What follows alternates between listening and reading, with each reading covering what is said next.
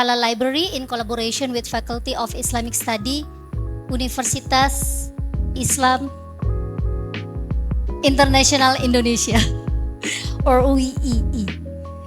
My name is Huria from University of Indonesia, and I'm delighted to be your moderator for today's discussion. Before we start, I would like to invite the Dean of the Faculty to give remarks. Please welcome Pak Yanwar.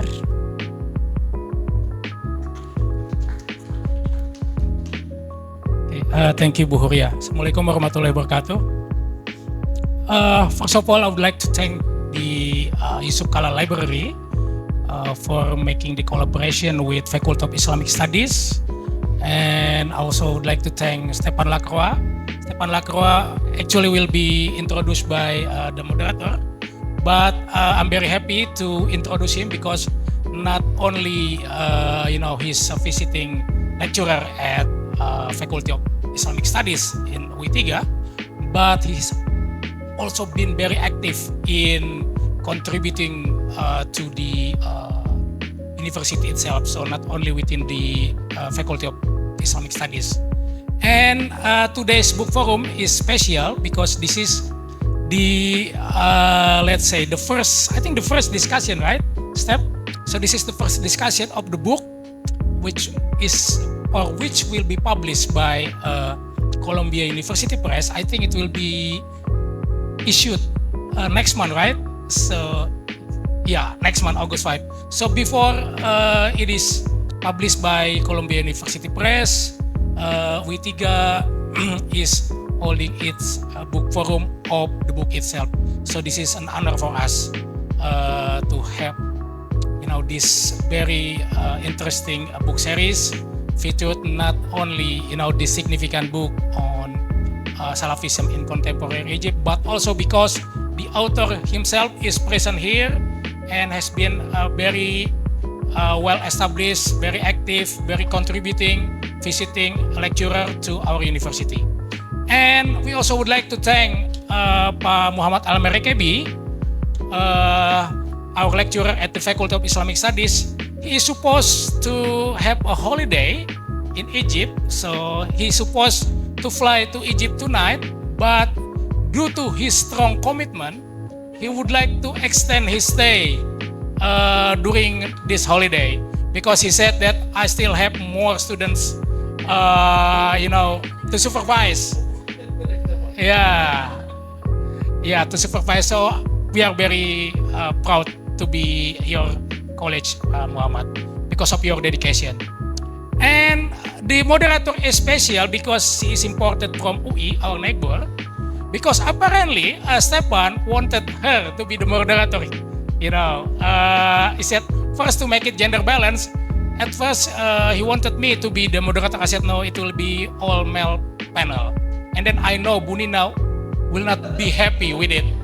So that's why Bunina, we have at least one. Although one, but still there is representation of women in this forum. So sorry, Stepan, even though you would like me to become the moderator, I really refuse to do so. And then your choice is great because not only Bu Huria is a woman, but she's a very active political scientist from UI. She just finished her postdoctoral activities at Boston University, collaborating with Professor Robert Hefner. So also please give applause to her. So I think you will continue the discussion, Bu Huria. You will introduce the speakers. Maybe you will also give some highlights about the book itself. So my duty is like, as Pak Stepan says, to give little bit sambutan. So that's it. Thank you very much. Enjoy the book forum and have a productive session today. Wassalamualaikum warahmatullahi wabarakatuh.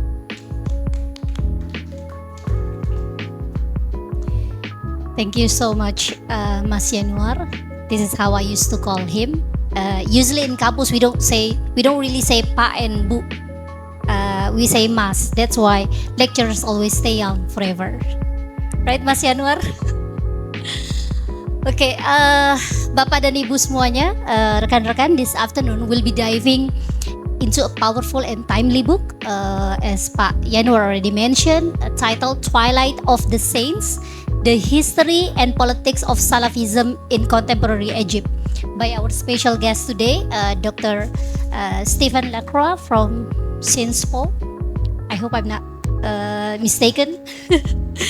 And unfortunately, none of us here have the hard copy of the book because Stephen said the book is still in France, so we have to bear waiting for the book to be distributed in Indonesia, hopefully soon, Stephen.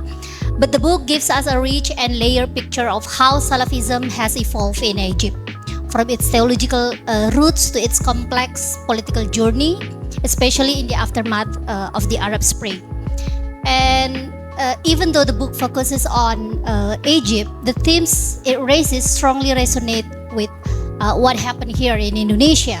As we all know, since the 1998 Reformasi, we've seen the growing visibility and influence of the Salafi movement in Indonesia. Their emergence has posed new challenges and even sharp critics to the Indonesia's two dominant Islamic organization, the traditional Nahdlatul Ulama and also Muhammadiyah, which has long represented a modernist reformist threat. Salafism positioned themselves as purists, or we call it scripturalist Muslim. This movement has introduced new challenges and also tension within Indonesia's diverse and historically plural Islamic landscape. But interestingly, this mirrored dynamics in Egypt too, as explored in Stephen's book. There in Egypt, Salafi movements have challenged long-standing religious authorities and also moved from a quietist position to a more politically engaged one, especially in the wake of the Arab Spring. So although the context is different, both Egypt and Indonesia reflect a broader question that will be explored by Stephen in his book. How do scripturalist movements like Salafi reshape Islamic discourse in times of social and political transition? This is what we would like to hear from Stephen. And today we are truly honored to have with us the author himself, Dr. Stephen Lacroix, a renowned scholar in political science whose work on Islam and politics has shaped academic debates around the world. If you check his name on Google, he has a very long list of publication on Islam and politics. At least it is also proven by his high age index. It's 21, right? For us Indonesian, of course, age index is very important. And also, alongside with Stephen, we welcome Dr. Muhammad Al-Marakebi. He is a lecturer at the Faculty of Islamic Study, UIII, and also an Azharite scholar, if I can say that, who will serve as our discussion today. And hopefully, in this discussion, he will bring valuable insight to help us reflect further on the themes and implication of the book, and perhaps also its relevance with Indonesian context. So this is how we will plan the session today. First, we will hear from Stephen, who will share the main ideas behind his book for around 30 to 40 minutes. And then Dr. Marakebi,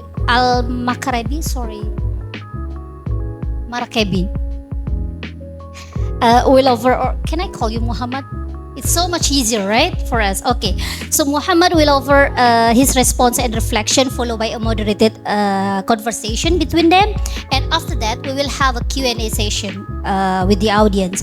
So without further ado, please join me in welcoming Stephen Lacroix to open today's forum and share his insight on Twilight of the Saint. Stephen, the floor is yours. Thank you. Thank you very much, Buhuria, Mbahuria. I don't know how I should call you at this point, Dr. Huria. So thank you so much for this introduction. Thanks to UIII for hosting this seminar. Thanks to the library of UIII for inviting me to this book forum.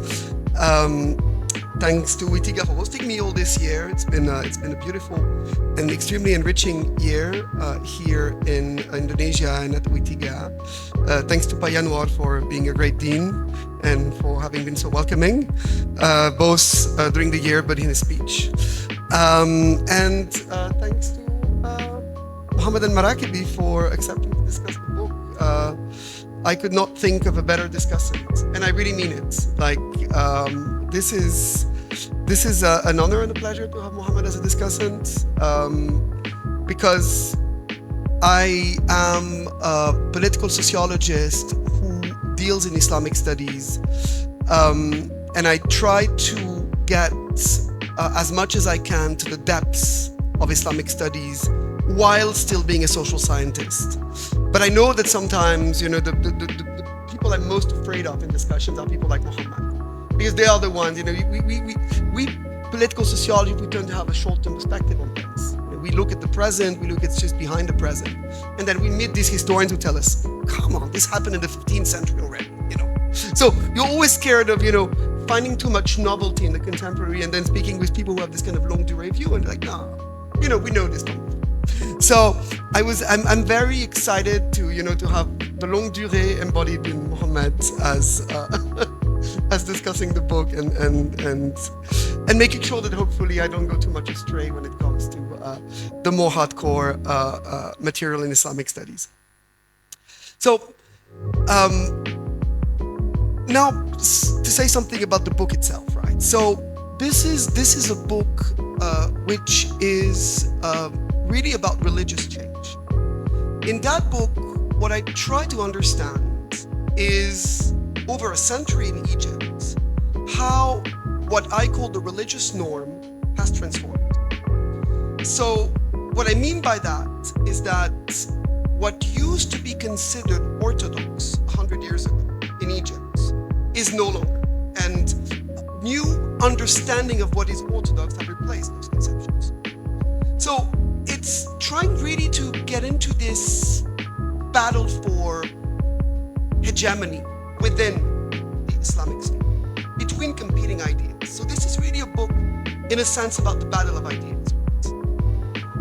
And it's a book that tries to understand the shift, which in some way has been a global shift. That what I mean is that these Salafi conceptions within Islam have gained ground over the last century, not just in Egypt. Although not in the same way and to the same extent everywhere. And that's also a very interesting question. And Egypt has been one place in which that change has been pretty visible, pretty obvious. Right?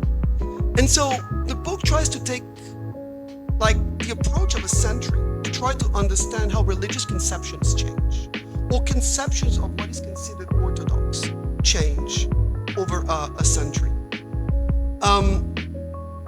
So this is not a book, let me be clear about this first.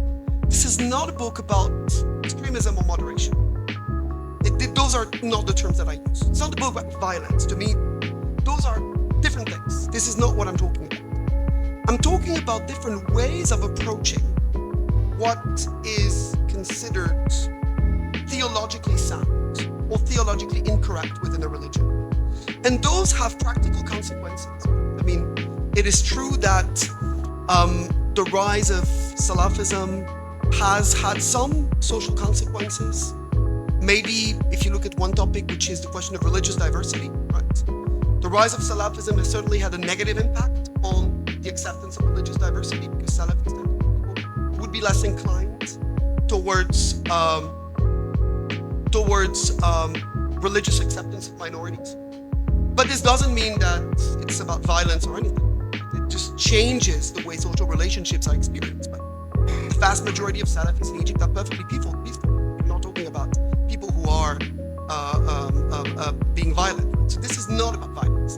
But this is about changing social relationships based on changing perceptions of what is religiously orthodox. So let me be clear, because this, again, and I say this especially in the West, but maybe also here sometimes, when these conceptions tend to be addressed in a normative way. I'm not being normative here. To me, this is not about, I'm not trying to look at the good Muslims and the bad Muslims and divide them and say those are the good ones and the bad ones. It's not about this at all. It's about trying to understand the process. And then it's for each of you, depending on your own expectations, on your own beliefs, to consider whether this is good or bad. But it's not my point to describe something in normative terms. So the idea then is to try to understand that shift. And the book starts with what I think is something that has been missing quite a bit, which is an effort at trying to define what we're talking about. Because there's been a lot of misunderstandings when we use these terms. So in the book, I make a clear distinction between Salafism and Islamism. And to me, those are two different things. And those are two different things because, and I'm not trying to be normative here again, but because practically they apply to two different movements that have taken shape more or less around the same time, with different orientations and different goals. Those movements have intersected with each other a lot, making the picture extremely blurry. The term Salafi itself has been used by a lot of people in very different contexts, which makes it even more blurry, right? And I think here in Indonesia, you would certainly hear the term in a different way. So what I'm talking here about is Egypt. So if you have understandings of what Salafi means in the indigenous context, it might be different from what I'm talking about, because that term Salafi is a very, could I say plastic term? Because in many ways, it means orthodox, right? I mean, in the sense any Muslim would consider that practicing Islam or believing in Islam in the way the early Muslims did is the right thing to do. So in a sense, and some Salafis would say that sometimes every Muslim is Salafi, if you take that very broad definition. But then, the question is, this term has been used at times by certain movements within certain contexts for certain social, religious, or sometimes political reasons. And so this is very contextual. So what I'm saying here is applies to the context of Egypt and to the context of the Middle East maybe. But again, it may probably differ in the context of Southeast Asia or Indonesia. So again, take this into account when you listen to me, because you can't really apply this necessarily. And we'll talk about how this applies in different contexts, but you cannot really maybe apply these terms in the same way in another context like the one here. So the point that I tried to make it easy, right, is that in Egypt, in the late 19th century, a movement of Islamic revival started not just in Egypt, in Syria as well. So the core of the Middle East. That movement I call Islamic reformism. It's a movement that you know well because it has influence everywhere, including in Indonesia. This is the movement represented by people like Muhammad Abdu, Rashid Rida, Jamaluddin al-Qasimi in Syria. I mean, you had many names of that movement. So those were Islamic reformist intellectuals who were in a context of colonial domination, European encroachment, crisis of the Ottoman Empire that was just about to collapse. We're trying to rethink Islam as providing solutions to the crisis of the present. What I'm trying to say in the book is that this movement was, from the beginning, divided between two tendencies. One tendency was political and one tendency was religious. On the one hand, you had the people who believed that Islamic reformism was first and foremost about providing practical solutions to the problems of the Middle East, the problems of the Arab countries or the Arab lands, to the problems that Muslims were facing globally. And for them, it was about the political renaissance, which would lead to the establishment, some of them would say, and that people like Hassan al-Banna later on, who would form the Muslim Brotherhood, would say, this needs to lead to the formation of a state that is governed by Islam and that would somehow replace the caliphate. Right? And that is the term Islamic State that was actually coined by Rashid Rida and then taken over by Hassan al-Banna. So this was a political project that was aimed at providing a political solution. People like Hassan al-Banna were not so interested in theological debates. It was not about theology for them. It was about identity. So when these people understood Islam, they understood it as an identity. And an identity that should not be, that should be defined in a relatively broad way.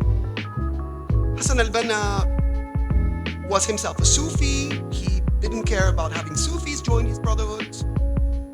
He did taqrib with the Shia, so he actually participated in initiatives to bring Sunnis and Shia together.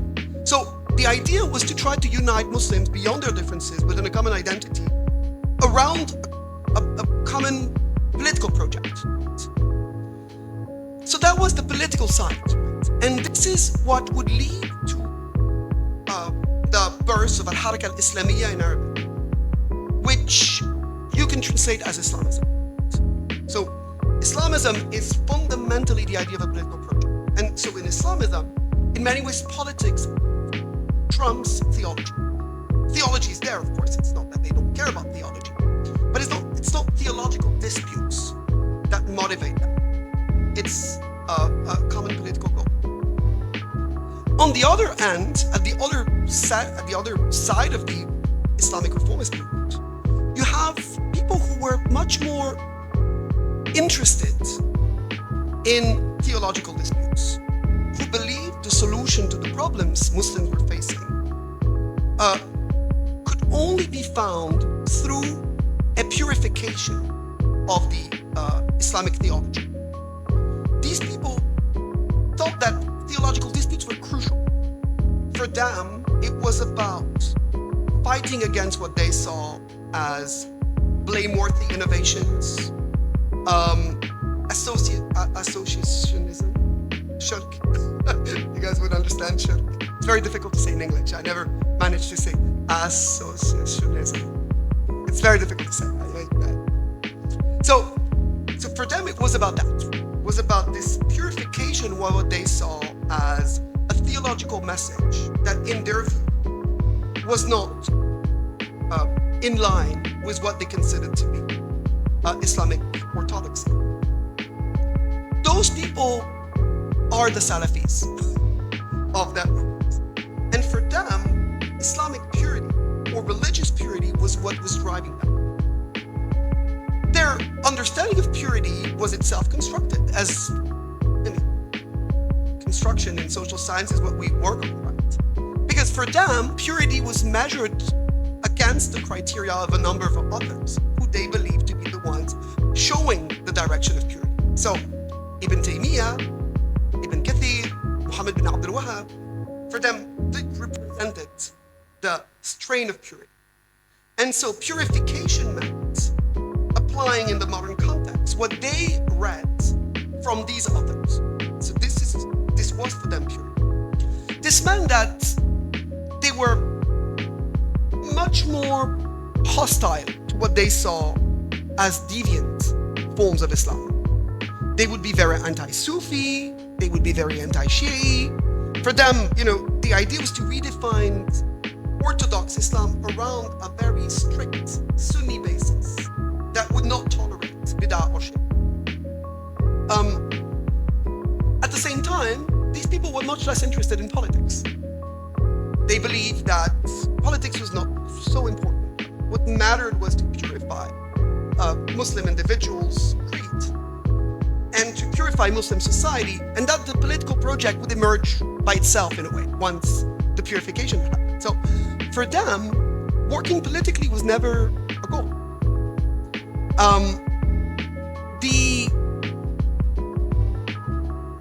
And most of the time they would, one of them, to summarize this later on, there's a very famous Salafi sheikh, some of you might know, it's called Sheikh Nasruddin al-Albani. In the 60s, Sheikh Nasruddin al-Albani would kind of summarize that idea with the term in Arabic, tasfiya wa tarbiyah. So purification and education. And this in many ways sums up the Salafi method.